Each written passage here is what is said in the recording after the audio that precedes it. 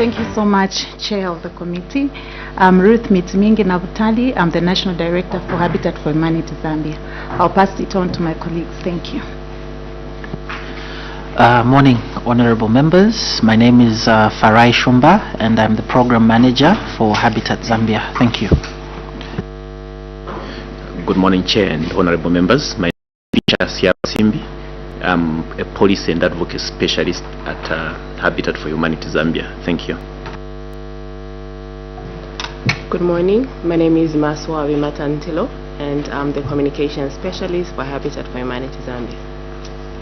Thank you very much. Witness, I'll invite my colleagues, honorable members of parliament, to introduce themselves.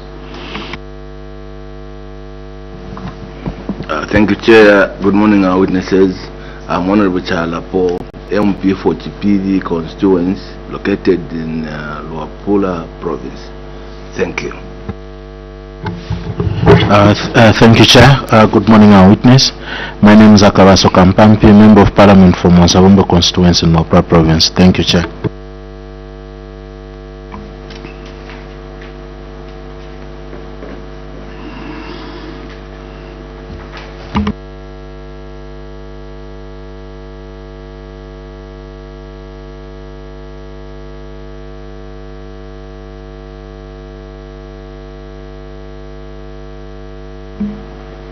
Challenge with you can just introduce yourself.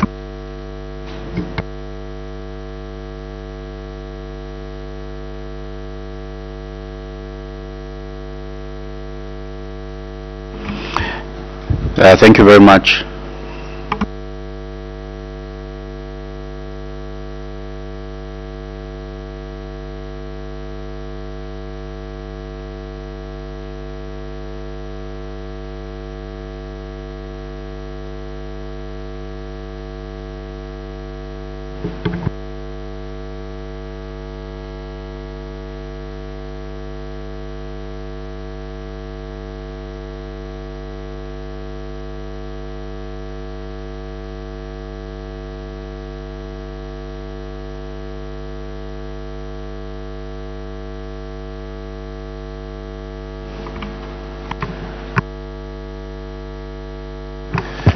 Once more, thank you, Chair. George Kasabila Kandafula, Member of Parliament for Serenje. Witness, you are more than welcome. Thank you very much. Engineer Christopher Kangombe, Member of Parliament for Kamfinsa, and standing in for the Honorable Chair, who is yet to join us. Witness, will proceed with your presentation. Don't tell us when Habitat for Humanity was formed, how many offices you have in Zambia, the turnover of your staff. We just want us to deal with the issue of housing. You tell us the state of the sector, what are the solutions to the problem, so that we are able to pick out what will be useful for Madam Speaker through Secretariat. Over to you. Thank you so much, Chair, and we do appreciate the opportunity to make this submission before you. Like you said, we don't need to talk about Habitat for Humanity Zambia because the organization is also well known. One of the aspects is that for us, we are a housing ministry, and housing is at our core of the business that we do. Housing to us is also fundamental human right and a key enabler of social, economic, as well as environmental well-being. We also note that rapid urbanization, population growth, poverty, climate shocks, and inadequate urban planning have worsened Zambians' housing deficit. This is specifically for the low-income households as well as informal settlements. What is the state of housing in Zambia? The committees, you may wish to note that Zambia has an estimated housing stock of 2.5 million units, with annual production of approximately 73,000 units, far below the targeted annual target of 222,000 units. This results in a housing deficit which is approximately 1.5 million units and is expected to double in 2030. This is due to population growth as well as urbanization, rapid urbanization. You may also wish to note, honorable members, that approximately 70% of Zambia's population lives in informal settlements. This is also characterized by substandard housing, insecure tenure, overcrowding, limited access to basic services such as water, sanitation, as well as drainage. Rural housing is also largely substandard and vulnerable to climate shocks, including floods as well as droughts. Another aspect also you'd want to note is high cost of land and construction. We see limited access to housing finance, low income for households, which continue to exclude most Zambians, particularly those in informal employment, from conventional housing delivery systems. These conditions have also affected health, safety, gender equality, as well as economic productivity. We are looking at the legal framework, and we do hereby submit that the Zambia's legal framework and policy frameworks governing are largely adequate. Some of the key instruments, of which I believe the committee is well known, I'll just list them. It will be the first one is the Constitution of Zambia, Article 39, which basically recognizes the right to adequate housing.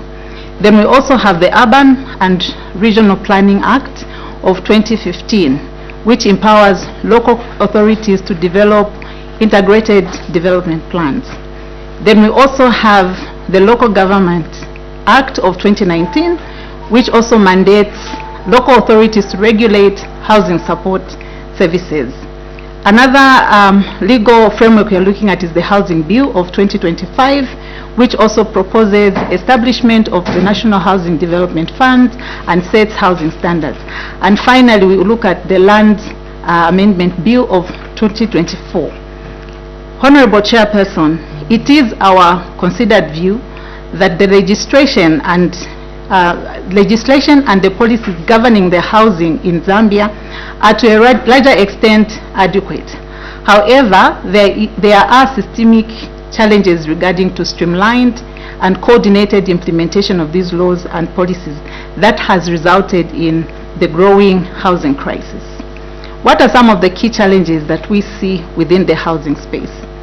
Number one, it's inadequate and fragmented public financing for housing and informal settlement upgrading. The second aspect is high cost of service land, construction materials, and infrastructure.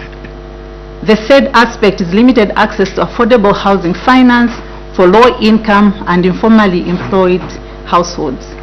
The fourth one being weak technical, financial, and institutional capacity of local authorities. And finally is insufficient integration of climate resilience and disaster risk reduction into housing programs. What is the role then of non-state actors? The committee, you may wish to note that non-state actors do play a very critical and important role, which is also multifaceted, addressing Zambia's housing challenges, complementing government efforts as well as filling the gaps where public capacity and resources are limited. The first aspect that non-state actors play is policy influence and advocacy. Committee chairperson, you may wish to note that non-state actors do engage in policy dialogue, lobbying, and consultative processes to shape the housing frameworks that ensure the community voices are represented.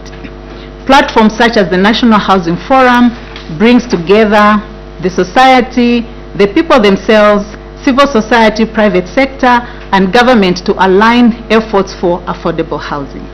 The second aspect or role that non-state actors play is access to housing finance. Financial exclusion is a major barrier to adequate housing, as we all know.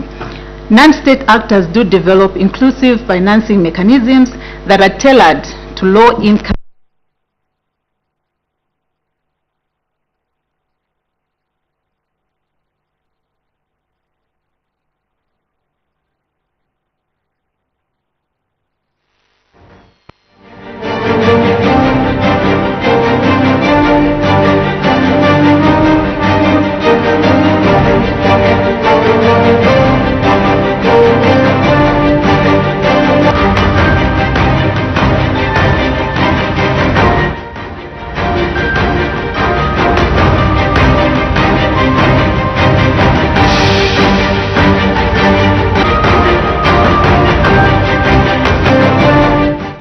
apologies for that breaking transmission. We'll get back to the committee as soon as things normalize. Just a reminder, in case you've just joined us, that's the Committee on Local Governance, Housing and Chiefs Affairs. They're actually reviewing the housing situation in Zambia, and appearing before the committee, the witness is the Habitant for Humanity Zambia, and later on we do expect a civic forum on housing and Habitant to make an appearance before the committee, as the committee is looking at topical issues for the fourth session of the 13th National Assembly. And as soon as the technical hitch is normalized, we'll get back to the live committee. Do stay tuned right here on Parliament Television.